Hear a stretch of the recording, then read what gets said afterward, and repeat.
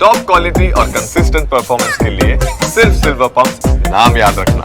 વડિયાના ઢુંડિયા પીપળિયા ગામમાં વૃદ્ધ દંપતીની હત્યા બાદ અરેરાટી વ્યાપી છે, ત્યારે ગ્રામજનોએ સિવિલ હોસ્પિટલથી ગામના લોકોએ મામલતદાર કચેરી સુધી મૌન રેલી યોજી આવેદનપત્ર આપ્યું।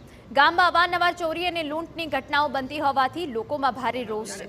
સાથે જ આરોપી જ્યાં સુધી નહીં પકડાય ત્યાં સુધી મૃતદેહ સ્વીકારવામાં નહીં આવે તેવી માંગ ગ્રામજનોએ કરી, ત્યારે પોલીસ અને વિધાનસભાના નાયબ મુખ્ય દંડક કૌશિક વેકરિયાની સમજાવટ બાદ પરિજનોએ મૃતદેહો સ્વીકાર્યા, તો આરોપીને પકડવા પોલીસે 5 ટીમ બનાવી તપાસ હાથ ધરી।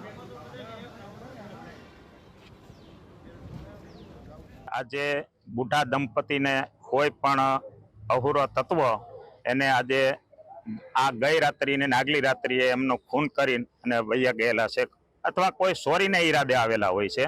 કોઈ પણ હોય તો અત્યારે પીએમ માટે અમે સરકારી હોસ્પિટલે આવ્યા છીએ અને ભાઈના પપ્પા અને મમ્મી છે, તો આજે અહુરવારી કામમાં અર્થે આજે જવું પડે આપણે બહાર, તો આજે ગઈઢિયા બુઢિયા આજે ગામડામાં હોય, થોડું ઘણું એનું ગુજરાન ચલાવી અને ખાતા હોય, આજ એનો લાભ લે છે, તો તંત્રને જાગવાની વિનંતી છે।